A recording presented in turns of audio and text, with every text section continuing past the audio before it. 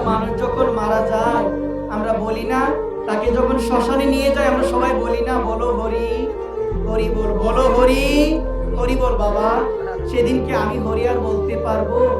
সেদিন তো আমি হরি বলতে পারবো না, আমাকে উপলক্ষ করে কিন্তু বলা হবে বলো হরি হরি বল, বলো হরি হরি বল। কিন্তু সেদিন তো আমি হরি বলতে পারবো না, সবাই বলবে, সেদিন তো আমি বলতে পারবো না। এই কারণে বলছে দেহটা সবল থাকতে হরে কৃষ্ণ বলতে হবে। অঙ্গ অবশ্যই তুমি লইতে পারবে না তুমি নিতে। এই কারণে বলছেন দেহটার মধ্যে যতক্ষণ শক্তি আছে সেই শক্তি থাকা অবস্থায় ভগবানকে ডাকতে হবে, রাধারানীকে ডাকতে হবে। আমরা তো সময় পাচ্ছি না বাবা। আমাদের অনেক সময় সাধুগুরু বৈষ্ণব বলে বাবা একটু ডাকো না ভগবানকে, বাবা একটু ভগবানের নাম করো না। আমরা বলি বাবা সংসারী এত ব্যস্ত আমি ভগবানকে ডাকার সময় পাচ্ছি না, আমি ভগবানের কথা শোনার সময় পাচ্ছি না, আমি ভগবানের নাম করার সময় পাচ্ছি না।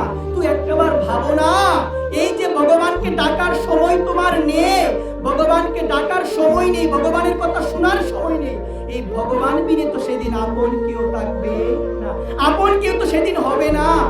এই কারণে আমি চরণে নিবেদন করে বলছি দেহের মধ্যে প্রাণ থাকতে হরিনাম করে যেতে হবে। সেদিন যতই হরিনাম করুক না কেন, সেদিন আমার পাশে বসে যতই হরিনাম করুক না কেন, সেদিন আমি শুনতে পারবো না, সবাই তো বলবে হরি বল, সবাই বলবে বলো হরি হরি বল। আমার কানে যাবে কি? আমার কানে যাবে না। এখানে বলছে এই সম্বন্ধে খুব সুন্দর একটা দৃষ্টান্ত। এক বাবা তার ছেলেকে নিয়ে বাজারে যাবে। বাবা বলো না কোথায় যাবে? বাজারে যাবে। বাজারে যাওয়ার পথে হঠাৎ মাঝখানে যাওয়ার পরে বাবা এবং ছেলে দুইজনে লক্ষ্য করে দেখলো একজন ব্যক্তি মারা গিয়েছে।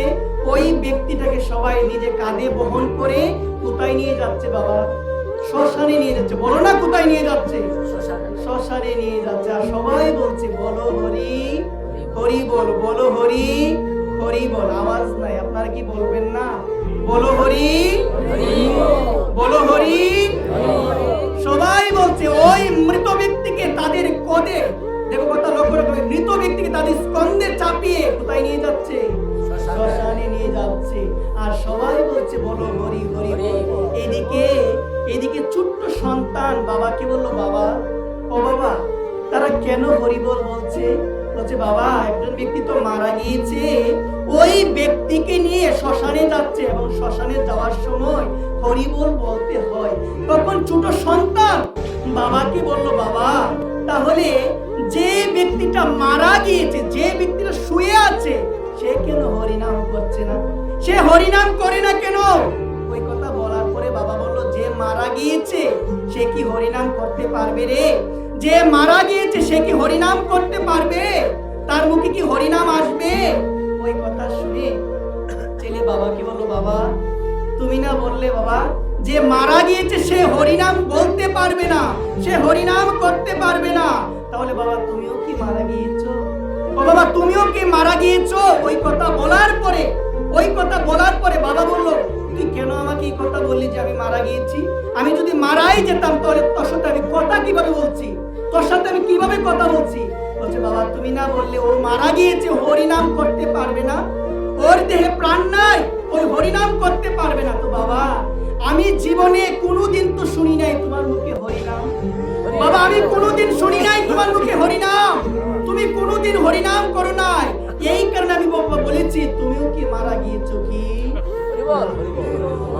দেখো এই কথা বলাতে বাবা বুঝে গেল আমার ছেলে আমাকে কি বোঝাতে চাইলো, যে দেহের মধ্যে প্রাণ আছে কিন্তু আমার মুখে হরিনাম নাই।